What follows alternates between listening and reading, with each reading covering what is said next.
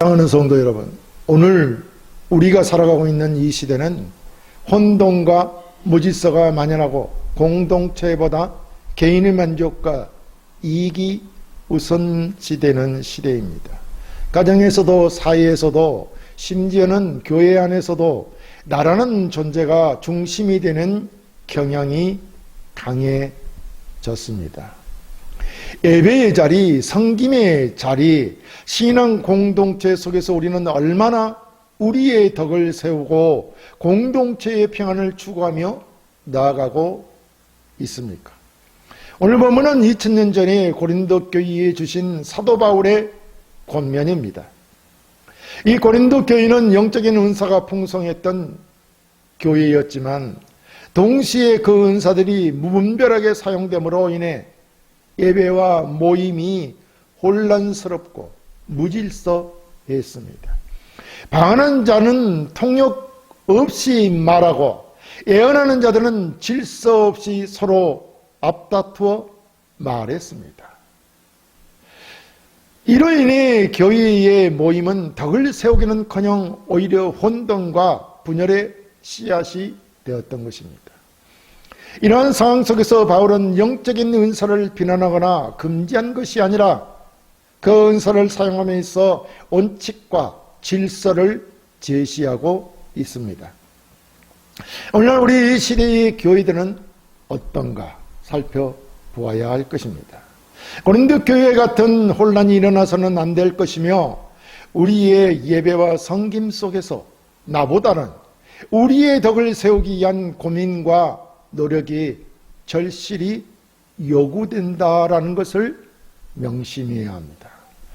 그래서 바울의 메시지는 단지 고린도 교회만을 위한 것이 아니라 오늘 이 시대를 살아가고 있는 모든 성도와 모든 교회가 공동체의 덕을 세우기 위해 반드시 귀담아 들어야 할 영원한 진리라고 할 것입니다.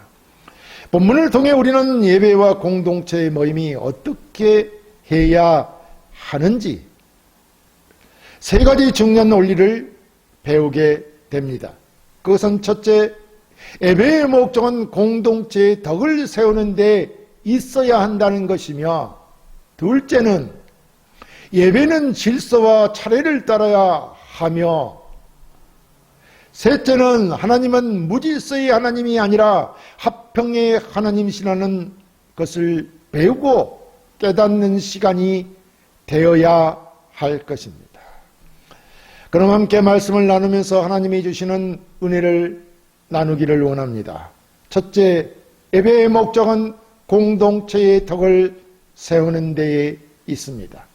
본문 26절에 그런즉 형제들아 어찌할까? 너희가 모일 때에 각각 찬송시도 있으며 가르치는 말씀도 있으며 계시도 있으며 방언도 있으며 통역함도 있나니 모든 것을 덕을 세우기 위하여 하라 라고 하였습니다. 여기서 덕을 세운다는 말은 원래 헬라어에서는 건물을 짓는다거나 건물을 세운다는 뜻을 가진 단어입니다. 그러나 단순히 예적인 건물을 짓는다는 의미를 넘어 사람들의 영혼과 믿음을 견고하게 세우고 공동체를 든든하게 건축한다는 신학적 의미를 담고 있다고 할 것입니다. 그래서 우리는 무너져가는 건물을 보수하고 기초를 튼튼히 하여 집을 짓는 것처럼 교회의 모임과 예배는 개인의 만족이나 영광이 아니라 교회 공동체, 곧 신앙 공동체 전체를 영적으로 건축하는 것을 목표로 해야 하는 것입니다. 당시 고린도 교회는 영적인 은사, 특히 방언의 은사를 매우 중요하게 여겼습니다.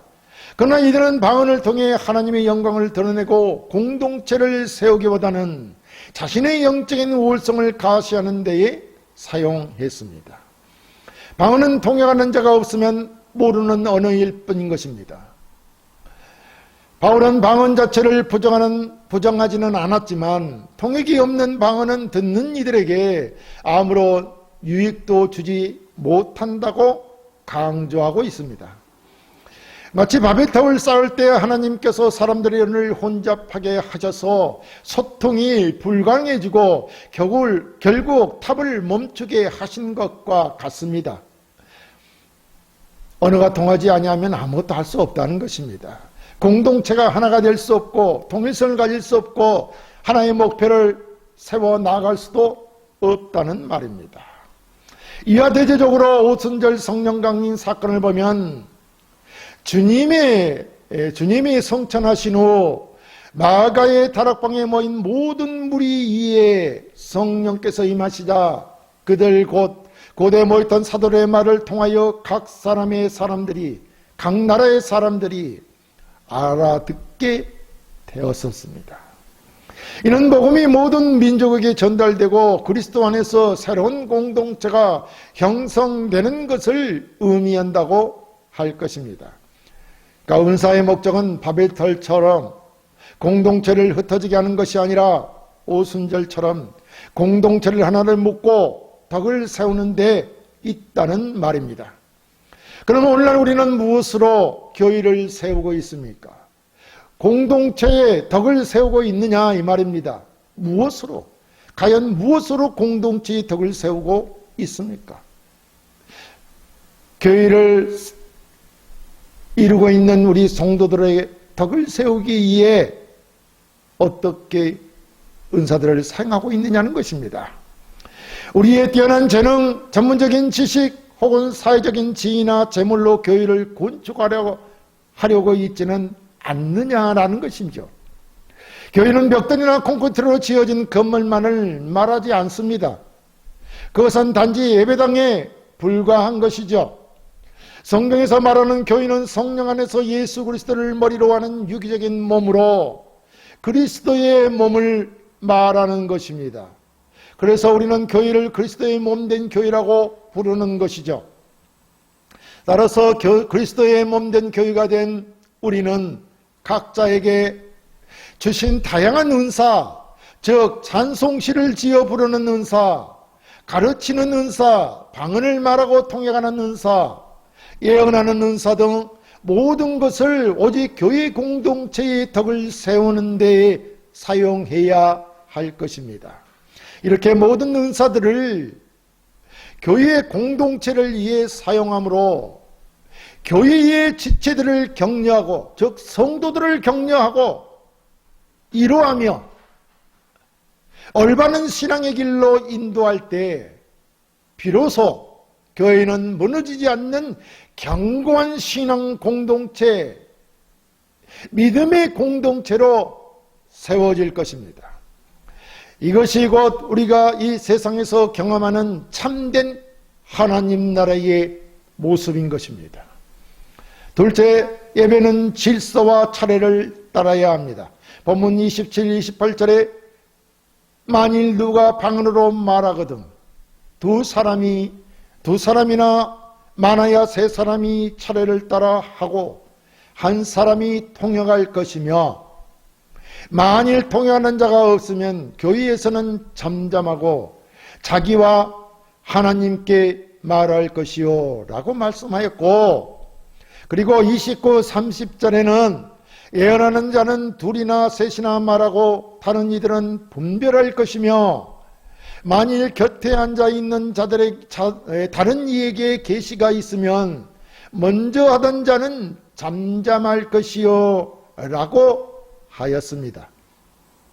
바울이 말하는 이 본문은 교회에서 방언과 예언의 은사를 사용하는 구체적인 지침을 지시한 것이라 할 것입니다.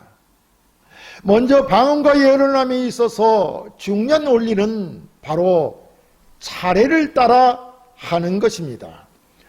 그러니까 한꺼번에 모든 사람이 나서지 말고 정해진 순서를 따라서, 다시 말하면 절차에 따라 은사를 사용해야 함을 강조하고 있는 것입니다.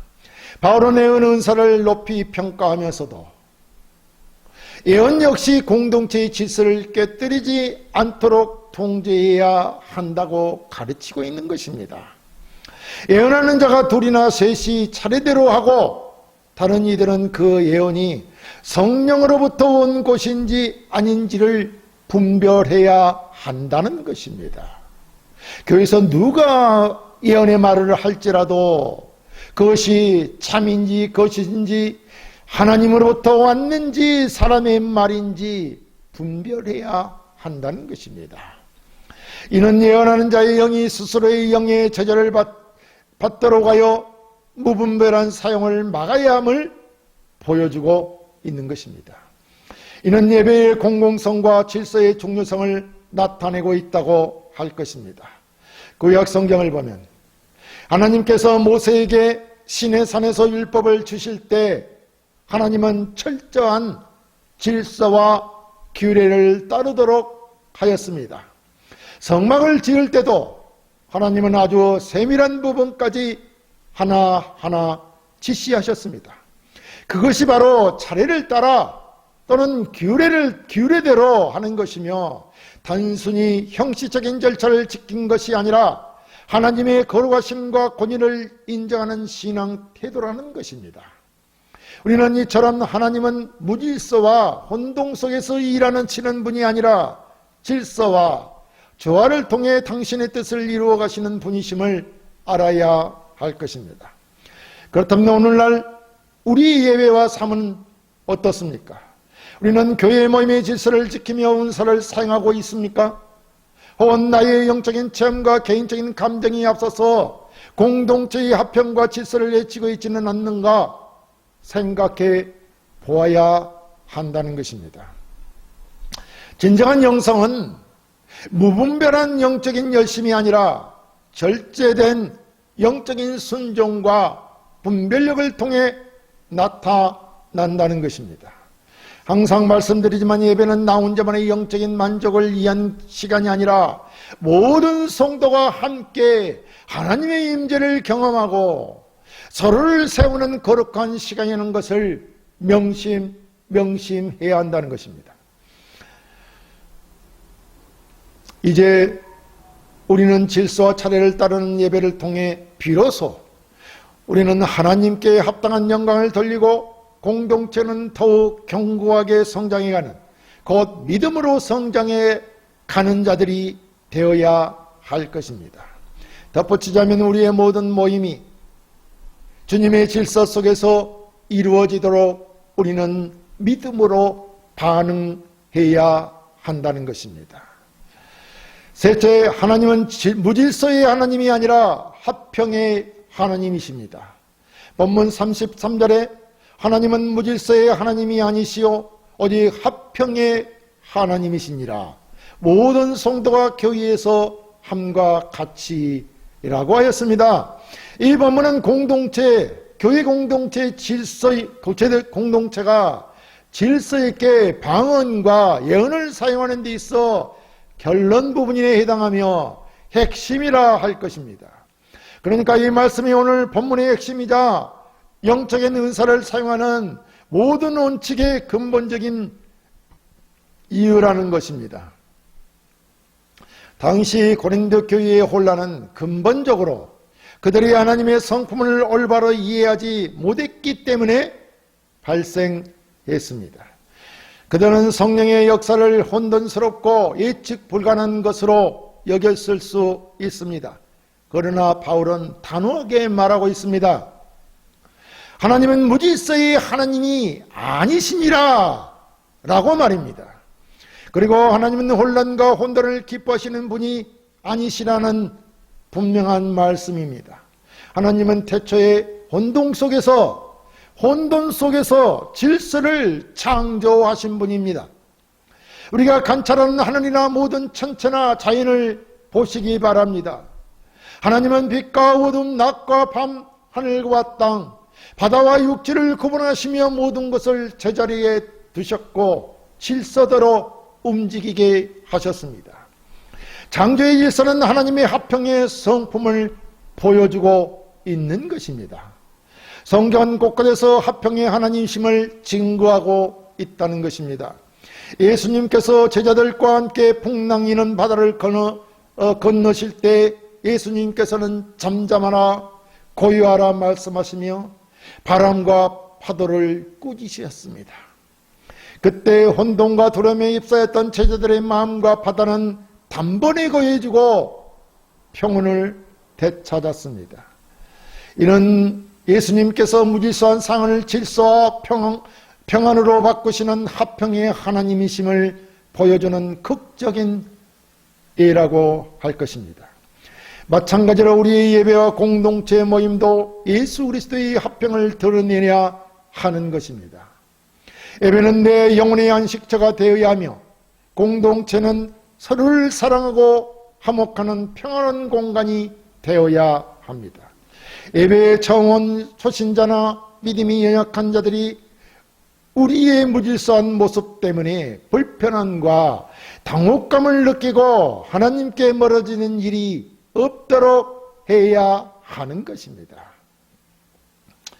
하나님의 임재는 혼동 속에서가 아니라 화평과 질서 속에서 가장 아름답게 나타나는 것입니다. 우리는 우리 스스로의 영적인 열심을 제어하고 성령의 인도하심에 따라 모든 것을 질서 있게 행해야 합니다. 그러므로 오늘 우리에게 주시는 하나님의 간절한 말씀은 바로 이것이라 할 것입니다.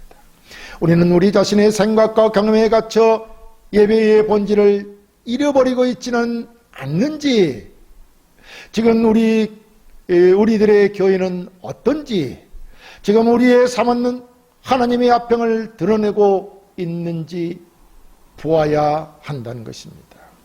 이제 우리는 우리의 예배와 모임이 하나님께 영광을 돌리는 질서 있는 예배, 공동체를 굳건히 세우는 평화로운 모임이 되도록 힘써 나아가야 할 것입니다. 오직 하나님 한 분만이 높임 받으시고 모든 이가 그리스도 안에서 하나 되는 화평의 공동체를 함께 만들어가야 할 것입니다. 사랑하는 성도 여러분, 오늘 우리는 말씀을 통해 교회의 예배와 공동체 모임의 원칙을 다시금 살펴봤습니다. 예배의 진정한 목적은 나 자신의 만족이 아니라 공동체 전체의 덕을 세우는 데 있다고 하였습니다. 이를 위해 우리는 모든 것을 질서와 차례에 따라 행해야 합니다. 왜냐하면 우리가 섬기는 하나님은 무질서의 하나님이 아니라 오직 화평의 하나님이시기 때문입니다. 이제 우리는 이 말씀을 우리의 삶에 적용해야 할 것입니다. 오늘 우리의 가정은 어떻습니까? 서로의 말을 경청하고 존중하는 질서와 화평이 있습니까? 질서가 있느냐 이 말입니다. 가정에서도, 직장에서도, 사회에서도 우리의 모든 관계가 질서 있는 관계에 있느냐는 것입니다. 혼동과 갈등을 일으키는 존재가 아니라 하나님의 화평을 가져다주는 평화의 도구가 되어야 한다는 것입니다. 우리는 이러한 삶을 살아야 합니다. 화평의 도구가 되는 삶, 모든 사람들과 대면할 때 화평을 심는 자, 질서 있게 하는 자, 그런 자로 섬기는 자들이 되어야 할 것입니다. 우리가 섬기는 모든 것에서 하나님께서 원하시는 질서와 화평을 이루어 공동체의 덕을 세워 나가는 자들이 되어야 한다는 것입니다. 우리의 삶 전체를 통해 하나님의 화평의 성품을 드러내어 이 혼란스러운 세상과 빛과 소금의 역할을 감당하는 진정한 그리스도인이 되시기를 주의 이름으로 축원합니다.